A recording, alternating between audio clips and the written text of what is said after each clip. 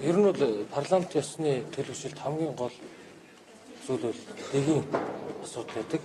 Тэгэхээр манай дээр энэ дэгийн асуудал бол нийгэм бас бухимдал төрүүлж байгаа. Улсын хурлын эрхцгүй байдал, за асуудал шийдвэрлэхдээ одоо канав дарах, бусдын өмнөөс дарах ч гэдэг юм. Чуулганы хуралдааныг үндэс шалтгаангаар таслах гэдэг ийм олон асуудлууд байгаа. Зүр гадны улс орнуудад бол хуралдааны эрхцгийг хангахын тулд парламентын дэргэдээ одоо эрүүлдэг тийм парламентын цагдаа гэд бүтцтэй ийм Европын зарим орнууд байна. Дээр нь цалингаас нь хасдаг ийм хариуцлагын механизмууд байдаг юм байна. Хаврын чуулган дээр мэдээж дэгийн тухайг боловсронгуй болох асуудал хамгийн чухал асуудал байгаа. За үүний хажуугаар үндсэн хуулийн нэмэлт өөрчлөлтийн асуудал зарагдах учиртай. 2099 онд орсон нэмэлт өөрчлөлтөөс хойш одоо нэг хүний насан турш юм хугацаа болчлоо.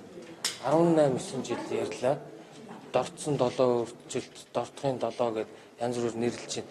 Тэгэхээр бид мэдээж хэрэг үндсэн хууль нэмэлт өөрчлөлт оруулах асуудал ярьж байгаа бол эхний тэр оруулсан өөрчлөлт маань зөв байсан юм уу, буруу байсан юм уу гэдгийг нэг талдаа зэгслэх хэрэгтэй.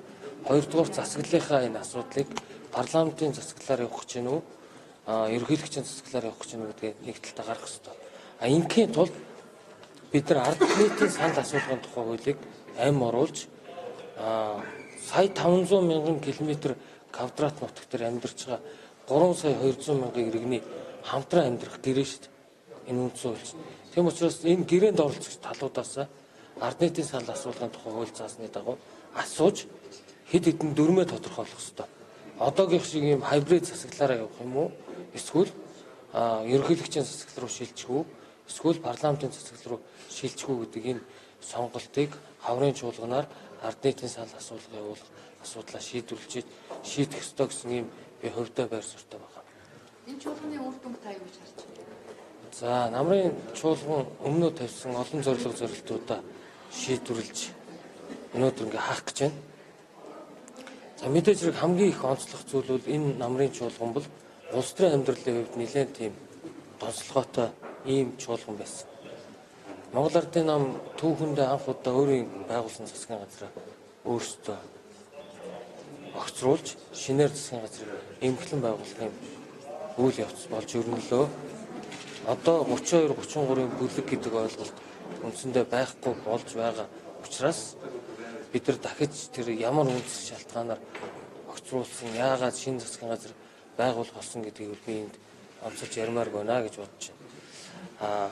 Энэ чуулганаар хамгийн гол өмнөө тавьсан зорилго бол эдийн засгийг өөд татах, эдийн засгийн өсөлтийг хангах, олон улсын банк санхүүгийн байгууллагуудтай хамтран ажиллах ийм олон шийдвэрүүдийг гаргалаа.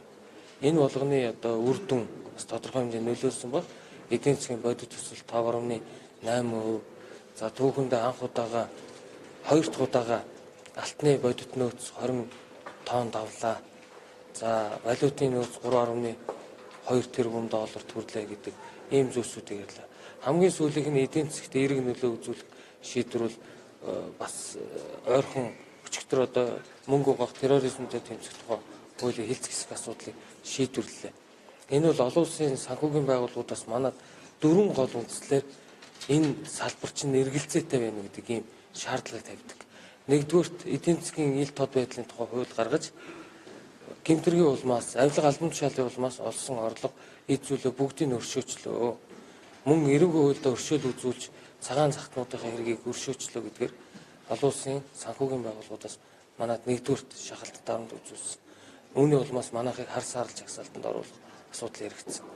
Хоёрдугаарт манай банк ус санхүүгийн байгууллагуудын үйл ажиллагаа нэлээд тийм одоо их үүсвэр нь тодорхойгүй мөнгө хөрөнгө эргэлж байна гэдэг зүйлийг ярьж байна.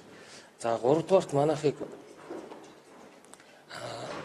нэрлээд байгаа зүйл нь болохоор манай энэ банк санхүүгийн системд тийм ээ мэдээлэл харилцан солилцох тогтолцоо их тодорхой бус байна гэдэг. За тэгээд дээрэнд энэ хуулийнхаа орчныг шинжилээ гэдэг ийм шаардлагууд тавигдсан. Энэний өрөөнд өчигдөр нөгөө хууль маань хэлцэх хэсэг асуудлаа шийдвэрлэлээ. За би бол хоёр асуудлыг намрын чуулганаар хэлцэх байсан юм. Тэгэд одоо хэлцэж чадсангүй гэдэг сэтгэл дундуур байгаа. Энэ юу бол нэгдүгээр би түрүү хэлсэн нэг үндсэн хуулийн өөрчлөлтийн асуудлыг зоригтой гар барих хэрэгтэй, барьж авах хэрэгтэй. Ингийн тулд хаврын чуулганаар мэдээж хэрэг ард нийтийн санал асуулга гэдэг тал руу явуулах санаастыг гаргана гэж бодож байгаа. Хоёрдугаар асуудал бол энэ томоохон төсөл хөтөлбөрүүдийг эдийн засгийн эргэлтэнд оруулах, хөдөлгөх энэ чиглэлээр бас энэ намрын чуулган хийж амжсангүй хаврын чуулганаар хийх байгаа.